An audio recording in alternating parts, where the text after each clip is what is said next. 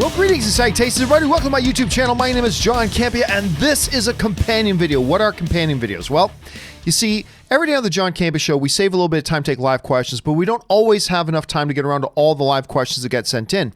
But if you sent in one of those live questions, I want to make sure they get answered properly in a video, so we gather them up and we address them here on companion videos. Now, we've got a few days worth to get through here today. We've been running a little bit behind the companion videos with the screenings I've had this weekend with Dark Side, Light Side, and with the Weekly Hero. It's been hard for me to keep up, but we are now here today, and we're going to get caught up on those couple of days worth of companion videos. So let's not waste any more time and dive right into it. And the first one today comes to us from Celestial Dreams, who writes, I love somber, introspective films. I stumbled upon a Tim Roth-directed film, The War Zone. Very well made, yet very disturbing and sad. Have you seen it? I would suggest and submit that it is more than just a little disturbing and sad. It is traumatizing. It is absolutely traumatizing. And when you look, first of all, you got... why am I freezing? Colin Farrell's name. Why did I freeze on Colin? Top of Tim Roth, you got Colin Farrell. You've got Tilda Swinton. You got Ray Winstone, and it's traumatizing. I mean, it's basically, for those of you who don't know anything about it, it's basically about this family, a mom and a dad, and they've got a couple of like a teenage-ish siblings, a brother and a sister. And a new baby is on the way, and just secrets about the family start to come out. That it's brutal and it's disturbing and whatever, but it's very, very well made. Very well made film. It's never going to be a movie that people flocked out to the theaters to see, but it's a very well made movie. Roberto Suarez writes, maybe they'll build up to X-Men like they did with Avengers, several solo mutant films prior to a group film. You know, it's funny, somebody asked me the same kind of question on the John Campea Show this morning. You don't need to do that. Why? Because that was the formula. Listen, the whole thing was, my argument for this has always been, take Guardians of the Galaxy. Did they have to do a Star-Lord standalone movie first, and then do a Rocket Raccoon standalone movie first, and then do a Drax the Destroyer standalone movie first, and then do a Groot standalone movie first? And then, they didn't need to do that. They just Guardians of the Galaxy. There you go. So you don't have to follow any kind of formula. Doing it one way works. All that matters is you make good movies. That's the only thing that matters 100%. So I really don't think they need to do it that way. I mean, they might choose to, but it's no more, no less of a possibility than any of the other options. I certainly don't think they have to go that route, though. Okay. James O'Rourke writes, I don't see Fantastic Four or X-Men in their own movies just yet. However, maybe we could see them in other movies, maybe Fantastic Four and Ant-Man, or some X-Men and Deadpool. What are your thoughts on this personal theory? Well, it's not your personal theory. That's been, a lot of people are thinking that. And we've talked on this show actually about the possibility that Peyton Reed may, because we know Peyton Reed is coming back to direct a third Ant-Man film. And a lot of us are speculating that he might actually direct a Fantastic Four. And what if they use Quantum Realm to introduce Fantastic Four, maybe an Ant-Man or something like that? Look, what we know is we're not getting Fantastic Four and X-Men for still a couple of years. We know that. But how they go about introducing them, with Fantastic Four, that could be one way. I'm still not even sure. I don't even think Disney knows if they're going to have Deadpool in the MCU or not. I don't even think they know for sure 100% just yet. So I'm not sure about that. But yeah, introducing characters in other people's movies is not something they need to do. They've done it other ways, but they have done it that way as well, right? They introduced Black Panther, for example, in a Captain America movie. So they've done it that way. They've done it other ways. It certainly is one of the options that's available to them, no doubt about it.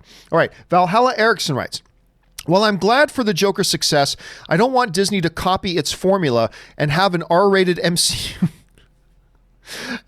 movie. Let the MCU be its own thing. Time out, Valhalla. My film-loving brother. Time out for a second.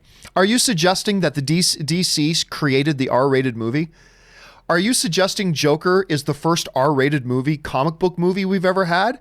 Are you saying there's never been other R-rated comic book movies? Is that what you're saying? Because, hold on a second. I just want to see if I can get an exhaustive list here.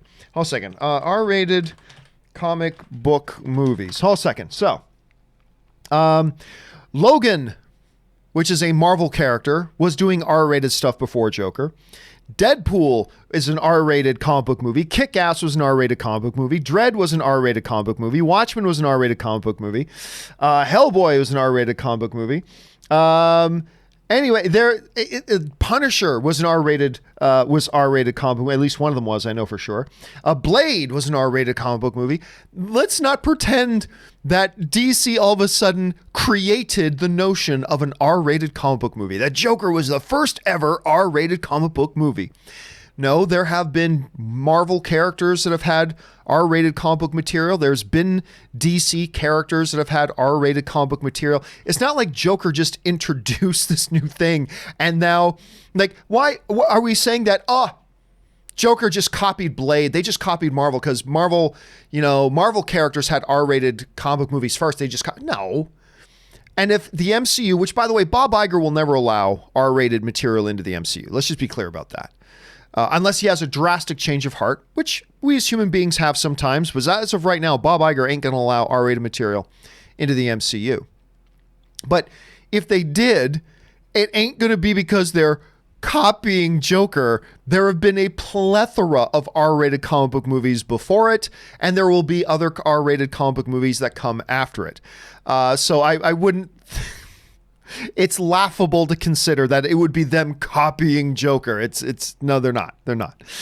Anyway, Nick writes, Disney Plus just launched here in Australia. That is great. It came a little bit late, but at least they got it. The whole MCU and Star Wars franchise is available to us on it. Posted this on the John Campea Facebook group. Very happy and surprised, as I thought they'd get rolled out. They get slowly rolled out. Well, see, again, it all comes down to what everybody forgets is why didn't Disney decide to put... Remember, Disney, all of their movies have certain licensing rights that they've signed with in different territories to different distributors. And in some cases in the US, there are some distributors that have the licensing rights to those movies for a certain period of time after Disney Plus launches. In other territories, like Australia, that may not be the case. So they're free to put like their whole catalog on there right away. So it's a very, very complicated and complex dance they have to do about working out all the rights in the different territories. It's not just for each individual property, it's each individual property in each individual territory. It's really a big convoluted mess. But I'm super thrilled for you guys in Australia that you get some of the stuff on Disney Plus that even those of us in North America don't get to have just yet. But eventually it'll all get there. But I'm really excited that Australia has it now. All right. Nick writes, including episode 8 and Solo, no Hulk or Spider-Man. Again, because those movies don't belong to them. Episode 8 and Solo do, but Hulk and Spider-Man don't belong to them. So that's another issue altogether. So you don't have to worry about those ones being missing. Okay. Next up, Mike McHale. My Marvel predictions. In February 2022, Deadpool 3. Also in Black Panther 2. Well, that one's already been set. Guardians of the Galaxy 3. Blade. In 2023, Ant-Man 3. Captain Marvel 2. Nova, you think they're going to do, and Fantastic Four in 2023. I think there is a possibility that the November 2023 date could be a Fantastic Four movie. I still think it'll probably be 2024 or 2025 before that happens, but that is a possibility. I think that the 11/23 is more likely for an Avengers 5. I think that's more likely. But like other things, Deadpool 3 we know we're going to get, but we don't know if this can be MCU or not. But we know that's coming. We know Guardians 3 is coming. We know Blade is coming. We know Ant-Man 3 is coming. We know Captain Marvel 2 is coming. Nova, I'm not so sure about. There have been a number. You're not alone, Mike. There are some other people that have that Nova theory as well. So you're in good company. I'm still not really sure. I'm not sold. I wouldn't bet money against it, but I wouldn't put money on it either. I'm not sold on that yet. And then we'll have to see. But it's going to be interesting to see how these dates play out. All right. This is just a placeholder, name rights. Just got a $5 used DVD haul of Easy A. I like that movie, by the way. 127 hours. Also a very nice little movie. Black Dynamite. God, I love Black Dynamite. 007 Casino Royale and Pineapple Express, $1 each. One of the reasons I love physical media. Well, here's the thing. One of the, I guess you could say, upsides of the dying of physical media is that a lot of it is going to start going for real cheap. And I've been telling people that don't let the fact that physical media is now dying deter you from buying physical media. As a matter of fact, quite the opposite. If you're somebody who really likes physical media, now's the time to get it. And then hold on to it, because that collection could become worth a lot of money down the road. But anyway, that is really cool. You can find those types of deals right now. All right, let's move on here. Celestial Dreams writes, with the endless possibilities of HBO Max, which DC property would you like and think is plausible enough for the service? For me, the question and HBO Max version of Suicide Squad could be The Secret Six. I mean, well, the real answer here, Celestial, is anything. Now, look, if DC can do Doom Patrol, then nothing's off limits. Except for maybe a Batman show. But even then, it's starting to look like there's very, very few things that are off limits for anybody to do with any of the characters. So now I'm personally not all that interested in The Question or Secret Six, or there's a bunch, but there's a lot that could be. But the reality is, for HBO Max, I mean, there's nothing you say they can't do when they've done a Doom Patrol, of all things. Like, once you do Doom Patrol, there's really nothing else off limits. So it's going to be interesting to see how much, if at all, HBO Max chooses to delve into that. Now, they've got a really good show going with their Watchmen series is really good. So let's kind of wait and see. Let's see where they go. But honestly, the answer, Celestial, is the doors are wide open. It could be absolutely anything in their catalog. They could turn that into a series over there. All right, Ryan Lohner writes, with Frozen 2 out, let's remember the first person who said cold never bothers me is Lone Star. That's all right. Cold doesn't bother me. For those of you who missed it, Lone Star, it is a Spaceball reference when he gives his jacket to Princess Vespa after they've crash landed and they're gathering around in a cold desert night with the fire. And I love that. Well quoted, Ryan. All right, Senior Film writes, just saw Gladiator for the first time. Bravo. Brilliant, brilliant movie. I know. I loved it. And wow, Commodus is such a petty pitch. I really hate that guy. Commodus as played by Joaquin Phoenix. Now, Russell Crowe, I believe that year won Best Actor playing the Spaniard. The movie won Best Picture. And a lot of people forget that Joaquin Phoenix was actually nominated for Best Supporting Actor. And he deserved that nomination. He is so good. You know, a lot of time these movies, they're predicated on a great villain, and wow, Gladiator had an amazing villain, and Commodus is portrayed by Joaquin Phoenix. He was absolutely great in that. All right. Let's see. Maximus. Anyway, James Argenta writes, over under 38% Favreau and or Filoni are part of the creative team behind Star Wars movies in 2022, 2024, and 2026. See, I think there's a chance. 38 seems high, so I'll go under 38. But I do believe there is a chance there. I do believe there is a chance. I just don't know that I go as high as 38, but I think there's a possibility there. I'm more interested in Favreau than Filoni, but we'll see how that all goes. All right. Robert Walker goes, even though Age of Ultron made over $1 billion, do you think it could have made more if the Russo brothers directed instead of Joss Whedon? No, I really don't. Not at all. You got to remember, I love the Russo brothers, by the way. You guys have seen me interview them a number of times. They've come into to my different studios. You know I adore these guys. I think they're great. That said, one must never forget, and they never forget, that their movies got to build on all the foundation and the story that was laid before them. They didn't, remember, the Russo brothers didn't just walk into a vacuum where there was no MCU and just created everything from scratch. They got to build on the shoulders of what other creators like Joss Whedon did before them, paving the way and all that kind of stuff. So no, I do not believe that. And as a matter of fact, look, it's not like everything the Russos touch turns to gold. Their Abgo production company, or it's either Agbo or Abgo. It's one of the two, AGBO or ABGO. I can't remember the spelling of it, but the Russo brothers' new big production company, they just put out their first movie that with Joe and Anthony Russo as the producers, and their production company made this movie. And it's their first movie since, kind of moving on from the MCU. And they got Chadwick Boseman in it. It's called 21 Bridges. Now, I haven't seen it yet. Let's be clear. I haven't seen 21 Bridges yet. But it's not getting very good reviews. And a lot of people have been very excited about it, including me, including a number of the critics who've been giving it bad reviews that I know personally. Like, I know they were really excited for this movie. So let's not pretend that everything the Russo brothers touches turns to gold. So do I think they would have done a good job with Age of Ultron? Absolutely, I believe they would have done a good job. Do I think it would have been better or made more money? No, not necessarily. All right, Double Crit writes, cast the Epstein didn't kill himself biopic. I never, Double Crit, I never ever do which X actor should play a Y role. I never do that, so I'm not going to, I can't. I have no idea. Michael Effens Sotelo writes, finally saw Jojo Rabbit, and that kid was great. He was so good in it.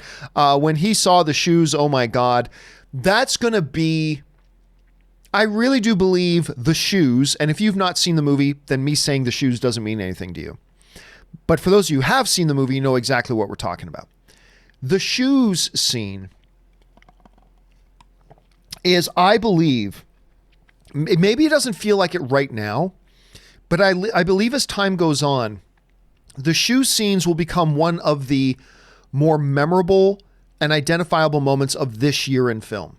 That people will look back to 2019 and one of the first things that will come to head is the shoe scene. I really do believe in the 5, 6, 7 years from now, that scene will be talked about. It is incredible and powerful, and the kid in it, you're right, was great. And that's why Jojo Rabbit right now is still my #1 film of the year. The OP Movie Show writes, rewatching Avatar: The Last Airbender, it's a masterpiece, amazing character development and storylines. Very excited for Netflix adaptation. Yeah. I mean, again, the one thing I always caution everybody is live action is very different from animation. And don't forget, the creators of the animated show are the same guys who are the executive producers of The Last Airbender movie that M. Night directed. The same guys were the executive producers and who are now executive producing this new show.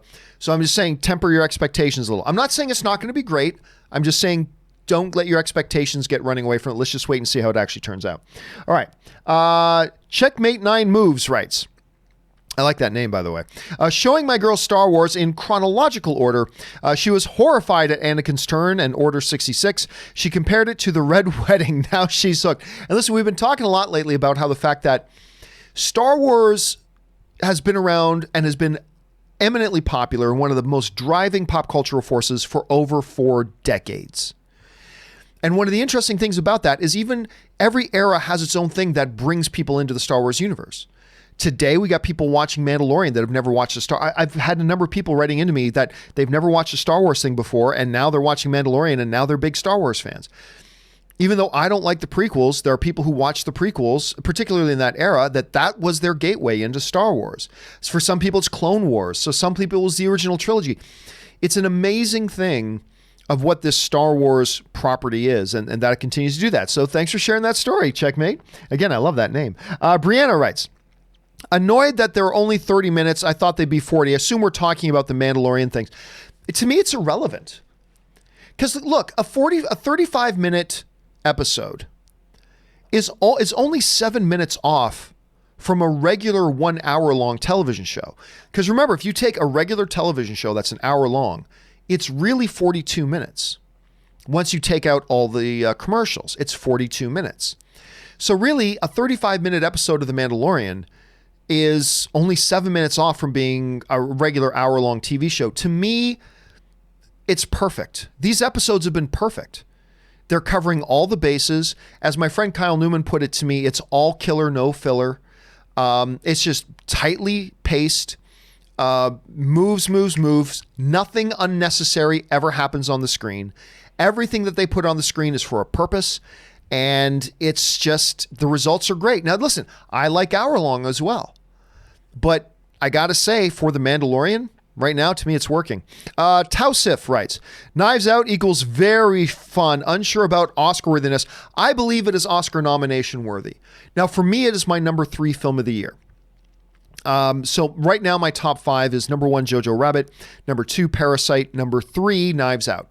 Number 4 is the Farewell, and number 5 is Ford v Ferrari. So that's my top 5 right now. I believe it is not Oscar winning worthy, but I do believe it is Oscar nomination worthy. We'll see how it goes. All right, let's see here. Luke Woodward writes, John, if you haven't seen Andy Samberg's Hot Rod, which I have, do yourself a favor. It is the funniest movie I've ever seen in my life. I can't believe you've never talked about it. I have talked about it. And actually, I'll tell you the same story that I've told.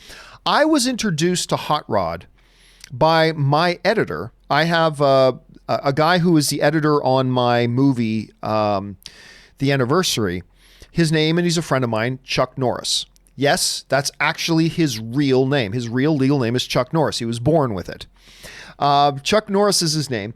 And I remember he was telling me and a few other friends that, oh my God, one of the most underrated comedies ever is this movie Hot Rod. And we had never seen it. So one night we sat down and watched Hot Rod. I liked it. It's not in my, top 20 favorite comedies of all time, but it is a funny movie. And I did enjoy it, and it's really nice. Again, I didn't like it nearly as much as Chuck did, and I don't like it as much as you do, but I am a fan of the movie. I do think it's really, really quite funny and cute. Anyway, Anthony Luculano writes, I've got a merch question for you, John. Will we ever get a I Believe in Faith, Trust, and Disney Plus t-shirts? I don't know that we ever will. I don't know if we ever will, but that was a great quote that Chris Carr made on our show. I believe in faith, trust, and Disney Plus. It's a great shame. It would make a good shirt, but I don't think we'll ever have that one, unfortunately. Shama writes, everyone talking about lawyers and Skrulls in Spider-Man 3, but can Marvel subvert expectations and make him famous? New dynamics, nothing like previous versions. Sure they can. Sony can do whatever they want with it. Could they do that? Well, see, it's not up to Marvel. It's really up to Sony as to what they want to allow to have happen. But can they do that? Oh, sure they can. Absolutely they can. The question is, will they? I'm not sure they will, but it is absolutely 100%, Shama, one of the options that is available to them if they choose to pursue that. For sure it is. I don't see anything stopping that, to be honest with you. So your theory could hold some weight there. Frankie Rodriguez writes, hey, John, hope you're doing well. I am doing well, thank you. To be honest, I'm slightly disappointed with episode 2 of The Mandalorian. To me, it felt like a game side quest more than an evolution of the story. Still excited for the next. You know what, Frankie, you're not alone. And I don't get it, but you're not alone. I've had a number of people say to me, not everybody, but I've had a number of people say to me they kind of felt like episode 2 was like a filler episode, and I could not disagree more. Listen, episode 3 would have no emotional weight if it wasn't for the bonding that takes place in episode 2. Like that whole thing, the episode, the decision, if you just went from episode 1 to episode 3, the decision of the Mandalorian to do what he did with Baby Yoda, and I won't give away too much here, just for those who haven't seen it, but would have made no narrative sense. Would have made no narrative sense whatsoever were it not for the events of episode 2 and the entirety of episode 2. There's a lot of development that happens there. And by the way, in every hero's journey, in every hero's story, there are obstacles that get thrown in their way. Episode 2 is a great example of that he's on his way in his hero's journey and an obstacle is dropped suddenly out of nowhere in his way. Now he's got to overcome that obstacle. And the key is, do you further narrative directives while the hero is circumventing these obstacles that's thrown in their way? And I would say, and I would propose that in Mandalorian episode 2, they do that in spades.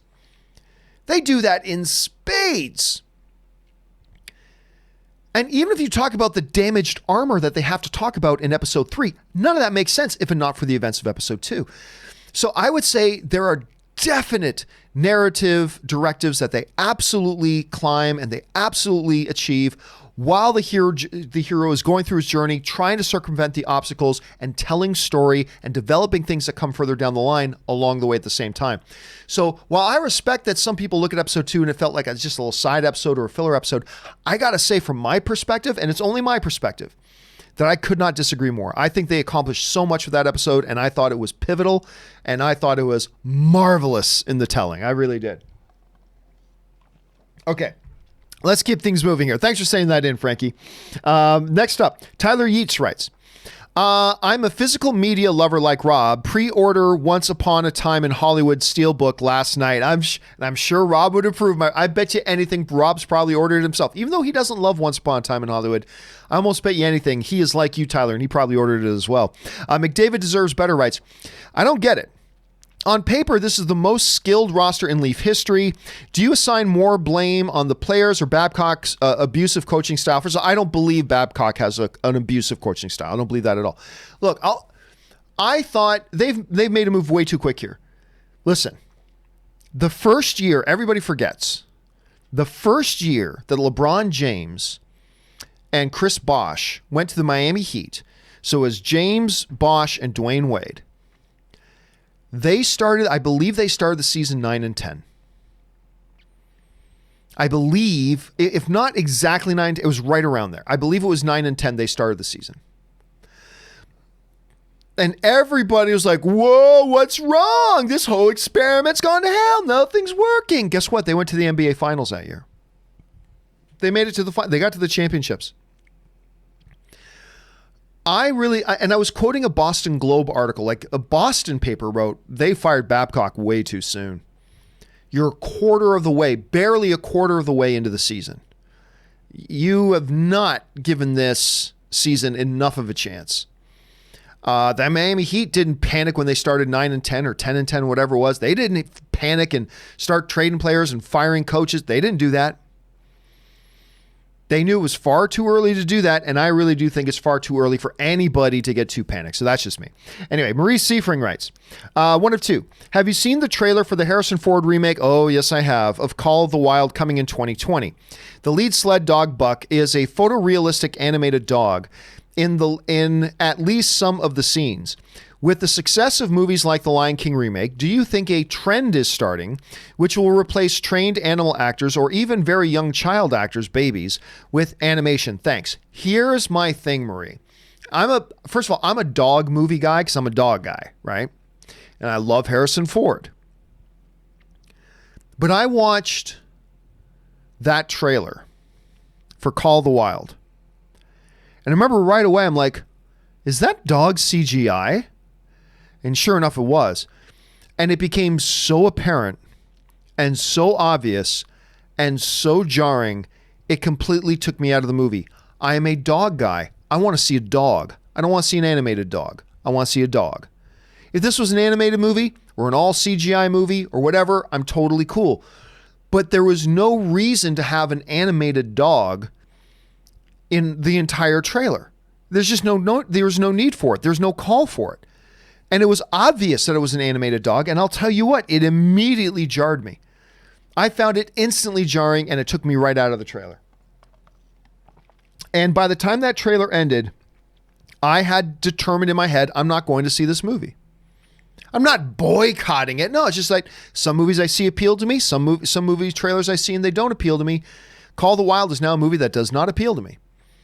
I have no interest in seeing that. It just was so off-putting to me, especially when there was clearly no need. Now, if you have a scene that you just can't get a dog, a trained performance dog, to do the things you need to do in a particular scene, okay, CG that scene. But there was so much in that trailer that was not like that, and it totally... Again, I found it jarring and it pulled me out of the trailer and it made me go, I don't want to sit through a movie, an hour and a half of that. I just don't want to sit through an hour and a half of that. I'm not saying anybody else should feel that way. Not at all. I'm just saying for me personally, as an individual audience member, I watched that and it was just too jarring, especially when it was so completely unnecessary. Now, if you need to show the dog jumping from the tip of an iceberg to another tip of an, and you can't do that possibly without putting real dog performers' life in jeopardy, and yeah, then you do a little bit of CGI, just like you do with regular people. But for him running around a corner, that had to be CGI? I don't know. I don't understand that. And by the way, it'll always be easier, ergo cheaper, to have like a real physical baby than trying to CGI a baby later. It's always easier and cheaper. So what they were thinking with this, I have no idea, Marie. I really, really don't. But it's a head scratcher to me. I'll tell you that. I think it's a real head scratcher. Anyway, next up, Harsh Chowdhury writes, I told you I'm never going back. Words that can't describe how much I love Heat. That ending is easily one of my all-time favorite movie endings. Listen, Heat is just what. There's a lot of stuff film fans can argue over. You know, Marvel or DC. Is the new Star Wars, amazing, or is it terrible? I mean, there's a lot of things that movie fans can argue over. Most movie fans can join hands and sing Kumbaya around a campfire, acknowledging that Heat is an amazing movie. I mean, you'll find most film fans, that's not one of the divisive movies. That'll have everybody singing Kumbaya. It is fantastic. Mr. Sketch 22 writes, where did you train? On a farm. On a farm, General John, Michael Sheen. Anyway, you guys know me with Man of Steel. I could go on and on and on, so thank you for bringing that up, Mr. Sketch. Chris Warden writes, Jason Momoa seems to have great comedic timing after seeing him pop up on SNL. I'd love to see him do some comedic roles going forward, kind of like DJ. I'm assuming you mean Dwayne Johnson. I don't know. See, listen, long before Aquaman, I've been one of the big proponents for Jason Momoa. And if you guys go far back enough, this is going back years. I was advocating, hey, this is long before Ben Affleck and all that kind of stuff. I was like, Jason Momoa wouldn't make a bad Batman. And everybody laughed at me, ha, ha, ha. But I said, you know what? I think he's a better actor than we give him credit for. And I've been saying that for years. But I don't think, here's what I'm afraid of. He doesn't have the pure charisma and charm that a Dwayne "The Rock" Johnson has. He's got charisma and he's got charm, and I like him very much. I like Jason Momoa very much. So don't misinterpret me here. I think he's great. I even liked his I like the first half of his Conan movie, but I liked him as Conan anyway. But what I would fear is that if he tried to do a comedy movie, instead of turning out like Dwayne Johnson in Jumanji, it'll turn out like Dave Bautista in Stuber. That movie was a tremendous disappointment to me. Tremendous. Because you know me, I'm a Dave Bautista fan. And I like Kumail Nanjiani very much. And I thought the trailers looked funny. The movie was terrible. Just terrible. And Dave did not,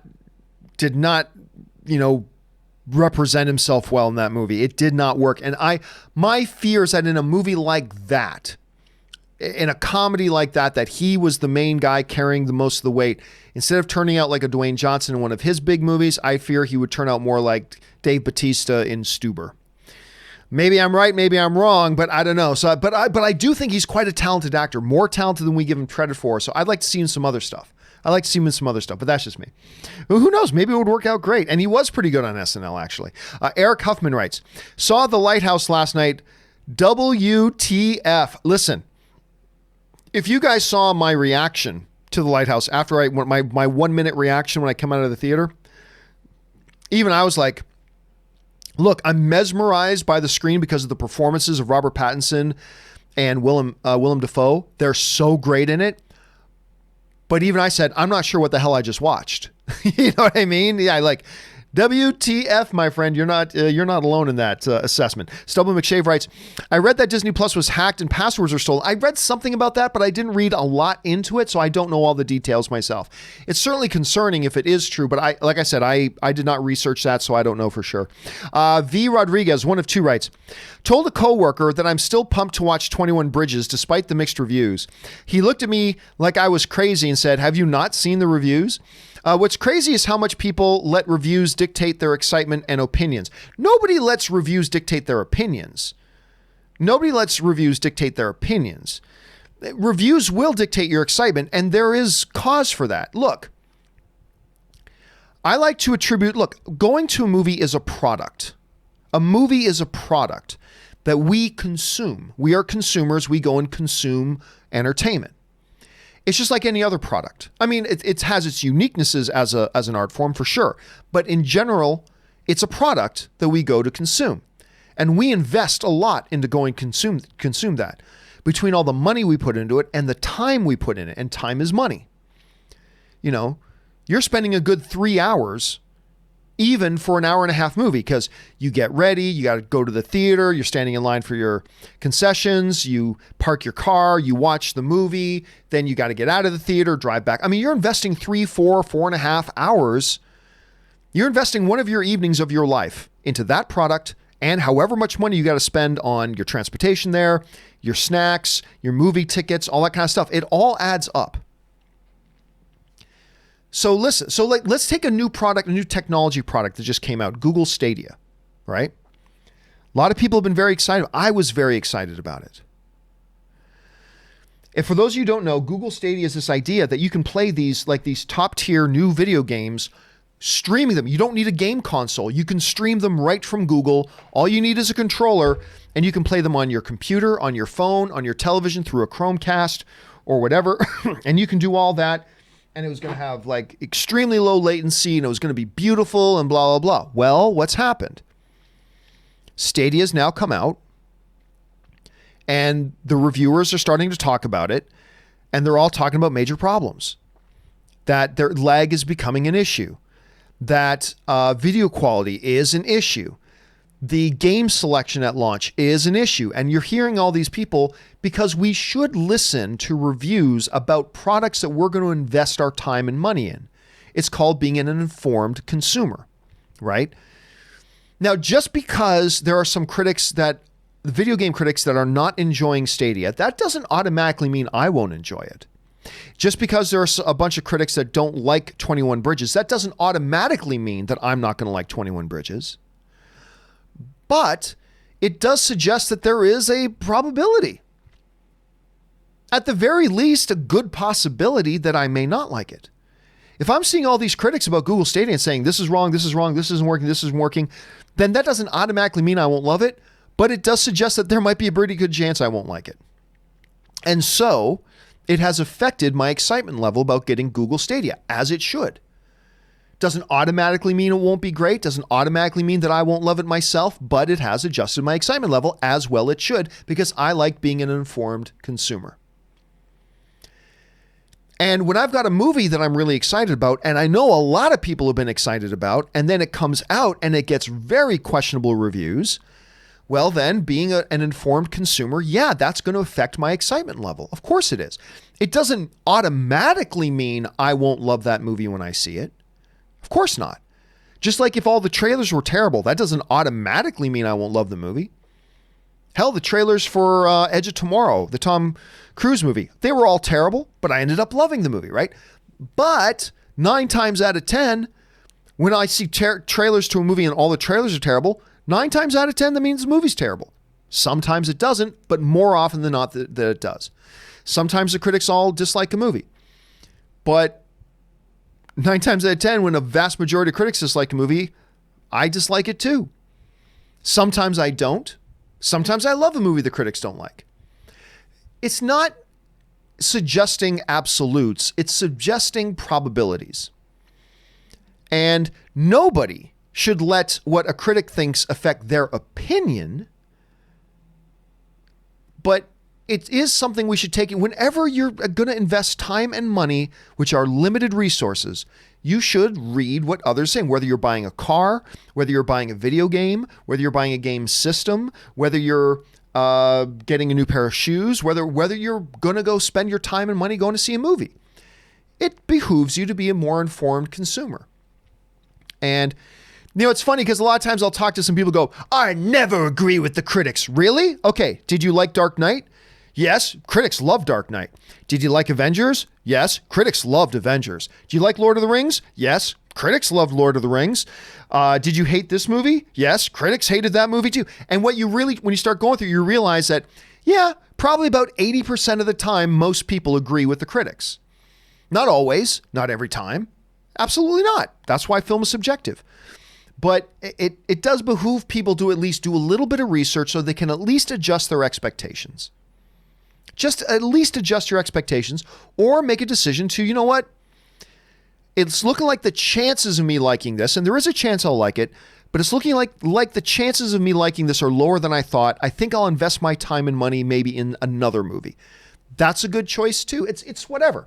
You shouldn't be totally dictated by what critics think or what everybody else or word of mouth about a movie is, but it should become a part of your consideration. If not, then you're not a very good consumer. So again, it shouldn't be the dictating factor as to how you make your choices, but it should be one of several considerations that are at least brought in and weighed into your decision-making process. That's how I feel about it at any rate. That's always been my approach. Going back to when I was 15 years old. That's always been my approach. It still is today. Anyway, V, but you're absolutely right. Nobody should base their opinions on what other people think, but anticipation level, expectation levels, excitement, make it a part of your decision-making process. All that, yes, but not your actual overall opinion. Okay, next up. Marie Seifring writes, my top 5 Tommy Lee Jones movies. Ooh, I like this category. Number 5, Space Cowboys. I do like Space Cowboys. Number 4, Captain America, The First Avenger. Number 3, Men in Black 2. Number 3, Men in Black. Number 2, No Country for Old Men. And number 1, The Fugitive. And yeah, I might switch a couple of places there, but overall, like number 1, Fugitive. Number 2, No Country for Old Men. I think I'd put his Captain America, The First Avenger performance before his MIB performance, but yeah, killer list, Maria. I like it. Kudos to you. Good bonus marks to you for coming up with such a creative topic. I like that. Top 5 Tommy Lee Jones movies. I like that. Well done. All right. Carol Cody writes, since you loved Ford v Ferrari, did you see Driven? What does one have to do with the other? That's great. Hey, since you liked Godfather, since you loved Godfather, did you see Animal House? What do you think of it? What does Ford v Ferrari have to do with Driven? If you're talking about the Jason Sudeikis comedy Driven, which I think is what you're talking about, and I could be wrong. I did not see that one yet. But I'm not quite sure, but I know all the premise of it. I'm just not quite sure what the comparison between Ford v Ferrari and Driven is. Daniel Joseph writes, Man of Steel is awesome. I have spoken. Dude, listen, I can go off on wild tangents all day about Man of Steel and how brilliant that movie is. I'm glad you like it, Daniel. NR99 writes, I'm surprised a Sunflower by Post Malone never got nominated for Best Song at the Oscar. I'm not. That was arguably better than any of the songs nominated. See, I disagree. Now, don't get me wrong. I like the song very much. However, and this is a big however, it's not the Grammys. Like, to me, best song at the Oscars, when it comes to their relation to the movies, there has to be a DNA connective tissue between the song and the movie. And I would propose and argue there is no connection between that song. That's just some song that somebody wrote and composed and they put it in the movie. But there's nothing, like when I think of best song at the Oscars, I think of Into the West by Annie Lennox and Lord of the Rings. That song is all about a tale and a story of Lord of the Rings and what's going on. A lot of the themes, it's all connective tissue. Whereas that was just any random song that just got thrown onto a soundtrack. And it's a great song. I like the song. You a sunflower. You know, I dig it. But there's no connective tissue between the song and the movie. It was just randomly thrown in there. And here's the funny thing. There are a couple of songs on the Spider-Man Spider-Man Into the Spider-Verse soundtrack that do have connective tissue to the movie itself. That even lyrically they tie into the movie. But I didn't think Sunflower was one of them. Anyway, that's just my personal approach to it, so it is whatever. Jacob Silvers writes, I saw Frozen 2 last night and thought it was okay. Into the Unknown is going to be the new Let It Go. I don't think so. See, this is what I was saying. I think Frozen 2 is wonderful. I think it's a really, really good movie. Very funny, very entertaining. And while I think the music in Frozen 2 is overall better than the songs in Frozen 1. And I love the song Into the Unknown. That is a great song. I love it. But it's no Let It Go. And so while I do think overall the music of Frozen 2 is better than the music of Frozen 1, I think that one song, Let It Go, I don't think it's going to have nearly as much pop or impact. Although, I love the song. Into the Unknown. I mean, it's great. It's a wonderful, wonderful song. but it's no Let It Go. I mean, that's my opinion at any rate, but other people may feel like you do on that one, Jacob. All right, Nat Zegri writes, your number one evil movie character other than Vader. Oh, I mean, I don't know what you mean. Are we just talking generally villains? Just generally a villain, or something specific as far as an evil character goes? I mean, honestly, I don't know. I don't walk around with that off the top of my head. I mean, villain is obviously number one, but then you got to look at characters like Die Hard, whether you're talking about maybe, I don't know, Hannibal Lecter is another one but I mean, again, I don't know. It's not something I keep off the top of my head, unfortunately. It's an interesting question. I just don't have that off the top of my head. Anthony Lucolano writes, saw Official Secrets by Gavin Hood today and really liked it. Would definitely recommend it. Now that's the one with Keira Knightley. And I have not seen it. I have not seen it, but first of all, Keira Knightley is as many nominations as she has. I'm telling you, Keira Knightley is underrated. She is a fabulous actress. Anyway, I'm very curious to see it, but I haven't seen it myself, but I'm glad you recommended, Anthony. Mr. Wolfrang 96 writes, who are you? I'm the guy who does his job. Oh, you must be the other guy. That's The Departed. That's Mark Wahlberg in The Departed. Who am I? I'm the guy who does his job. You must be the other guy. That was the first movie to me, by the way, that made me go, Mark Wahlberg can be really good. Actually, did he get I got to look this up. I think he got an Academy Award nomination for that. One second. Mark Wahlberg, IMDb. I'm almost positive, he's not in the movie a lot, but I'm almost positive he got an Academy Award nomination for that. Let me just see here. Nominee, Best Performance by an Actor in a Supporting Role, The Departed. He was nominated in 2007 for that. And he's only got one other nomination, and that was as a producer. That was his only acting nomination, was for The Departed. He was nominated as a producer for The Fighter in 2010 for Best Picture, so that counts as a nomination for him because he was the main producer of it. Him and David Hoberman and Todd Lieberman were the producers of that, and the three of them shared that nomination. But he's only got one acting nomination, and it was from that movie saying that line. Anyway, I like it. Okay, Anime 38 writes, first time, long time. Thank you so much, Anime, for writing in. I know you was in a band. I have played in bands. Is the music you had to intro all your shows AMC to now, did you play or compose them? I actually did play and compose one or two of them. And others, I just bought the music. So for instance, the current music for the John Campea Show, that is, I licensed that music. I bought the license for that music, and I did not play or perform that, but I have in the past on different shows, whether it was at the movie blog and even in some early AMC incarnations, I used some of my own music at the time because I was just lazy and cheap. So I just decided to do it that way. Mr. Wolfwang writes, one of the best episodes of the AMC days is when you, Schnepp, and Christian covered Unfriended. Schnepp's bit with the blender was hilarious. Listen, I'll be honest with you, I don't even remember it. I don't even remember it. Now, before you get shocked at that, you got to remember, I literally did thousands of videos with John Schnepp. I don't know if I ever did as many videos with anybody else as I did with John Schnepp. I think, and now at some point, Robert will pass that because I continue to do, at least 4 videos a week with Robert. But I think even right now, there's nobody who's ever done more videos with me than Schnepp. So I literally did thousands and upon thousands of videos with John Schnepp.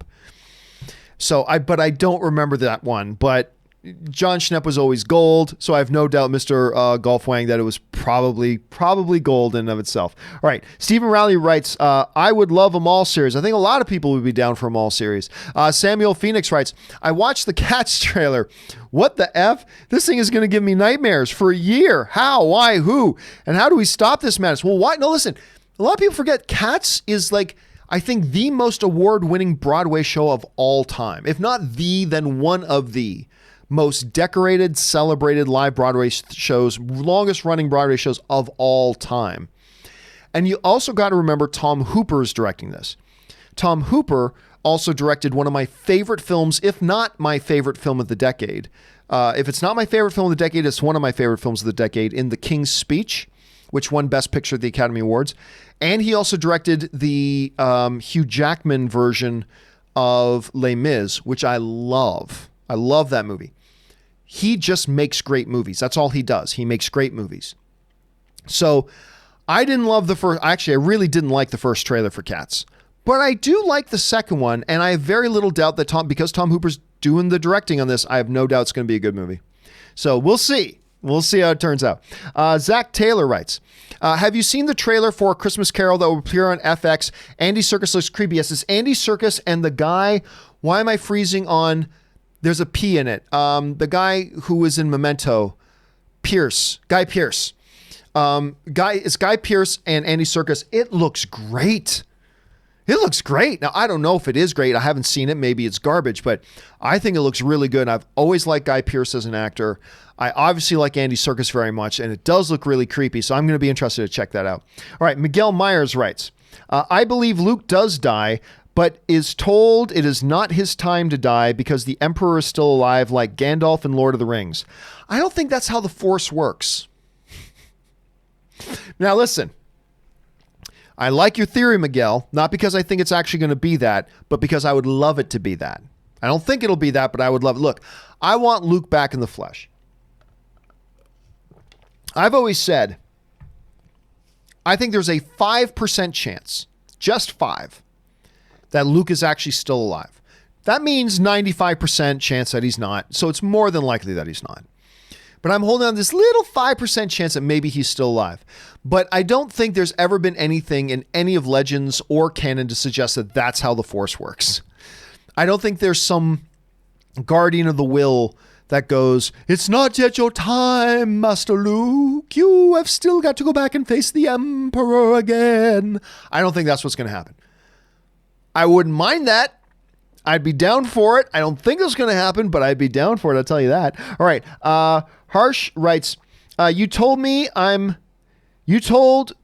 I'm never going back. Words cannot describe how much I love Heat, and that ending is easy. Did we not just already do that one? I thought, liked it so much, you put it in twice. All right. This is a placeholder name writes, one of two. I just want to clarify my 90-minute drama comment. I was just saying Daredevil is amazing at an hour. I'm just afraid that Disney is going to cap. Yeah, but that was a different show. That was a different show. And again, don't look at Mandalorian as in terms of 35 or 40-minute episodes. Look at it in terms of the whole series, and you're just seeing parts of it at a time. And for me right now, it's working great. And by the way, Daredevil, as good as it was, every season there were some pretty harsh complaints about. I can think of season 3 that had a couple of completely useless episodes. Like completely useless episodes that did not need to be there at all. They did not do anything to the story. They did not do anything to the development of the narrative. Easily could have been pulled. And that was an hour-long show that was only like 8, 9, 10 episodes long. And even then, they had complete throwaway episodes that they totally could have excised from the show overall. To me, it's not about the runtime, it's about the quality. And if this is at its best quality, when it's at like a 35-minute run per episode, then do it as a 35-minute run per episode. That's my personal opinion, that's all. All right, Newman Studios writes, I want a Disney Plus mall show explaining Solo to Rebels gap. I mean, like, look, I think a lot of people are down for you. Why do people need everything explained? I don't get this dying need that everybody has. We need to know what happened there. I need to know how Jabba became a big crime lord Hutt. I need to know what Boba Fett does on his off days. I need to know about the janitor for the Death Star. How did the Death Star have plumbing? That's a lot of bathrooms on the Death Star. We need the background story. I mean, I just don't get this obsession with that. Why not just tell new stories? But Maul is a very, very popular character. And Maul is a very, very cool character. And so even I, who I'm like, we don't need to know every little detail about every single character. We don't need anything explained. At the same time, I'd be lying if I didn't say I'd be at least a little bit intrigued by a show like that, right? I mean, come on, we all would be to a degree, would we not? All right, this is a placeholder name writes. The episode's around 30 minutes because they don't want to stretch the budget more. WandaVision seems perfect for 30 minutes while Winter Soldier could be 45. Okay, time out. My movie and television loving brother of mine. You base that on what? You haven't seen a minute of the show, of either of those shows. How on earth can you make any sort of a statement that says WandaVision is better suited to 30 minutes and, Falcon and Winter Soldier, but according to what? According to what? We haven't seen a single minute of either of these shows yet. And by the way, for all we know, Falcon and Winter Soldier is going to be an hour and a half per episode. I mean, I don't know that. I'm just saying. Right now, we just don't know. But how can we possibly suggest, when we haven't seen the shows yet ourselves, what shows are better suited to which lengths? You have no idea. I have no idea. None of us would have guessed that The Mandalorian would have been perfect at 30 to 35 minutes, and it's turning out to be perfect. Everybody's buzzing about this show. So now, we may get to Falcon and Winter Soldier. It might be 45 minutes, and we might be going, geez, this thing should have just been a half hour. Or we might go, geez, this thing should have been an hour. I mean, we just don't know. So it's a little too early to be making proclamations about this show is better suited to that length. Based on what? Based on what so far? So anyway, my brother, I'd say let's just pump the brakes on saying what should be what lengths at which point until we at least get a little bit of a glimpse of that. Then we can start formulating some stuff out there. That's just my thought at any rate. All right. This is placeholder nails right. P.S. 12 Angry Men is an amazing 90-minute drama. Yeah. Now this was addressed already, but somebody at one point suggested that you can't really do proper drama without a really long runtime. And I said at the time, that's not true at all. We've seen a lot of 90-minute movies, 2-hour movies that are rich and deep and glorious. Some of the greatest movies of all, many of the greatest movies of all time are like that. And 12 Angry Men is a great example of that. Very good example. The James Eversole Jr. Movie Podcast writes, The Mandalorian is John Wick. He takes his hits for sure, but he's still a complete badass and has a realistic factor to it. I agree. I liked Seagal.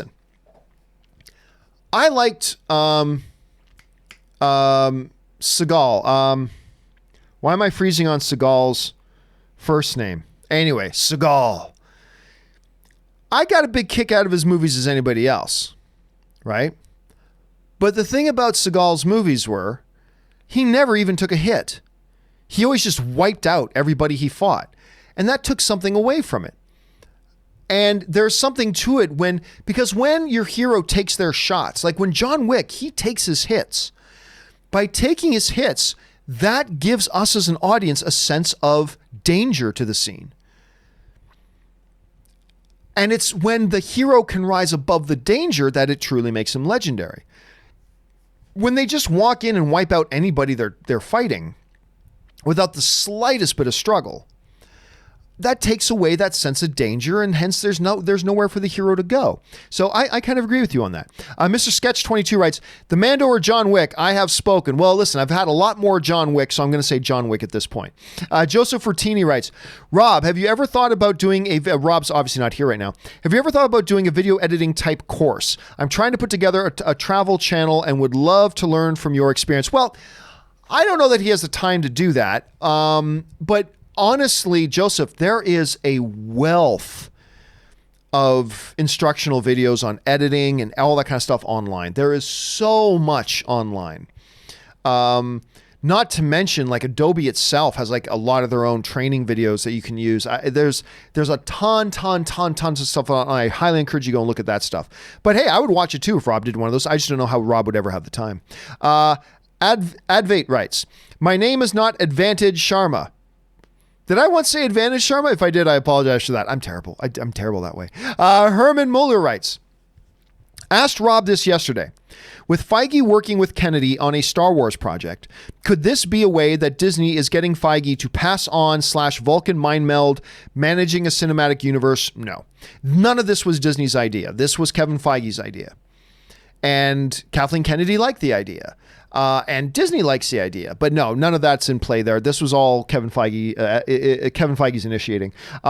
Joseph Rotini writes, Masterclass is $100 for a year. It's awesome. Listen, we've been talking a lot about Masterclass on the show lately. God, I want to get into that. I just might drop that $100 because they've got, I mean, just to see Daniel Negreanu's Masterclass on poker, let alone Sorkin's masterclass on writing, or Scorsese's masterclass on directing, or Bob Iger's masterclass on management, or like, it is like a wealth of stuff on there. I am seriously considering getting that for myself, Joseph.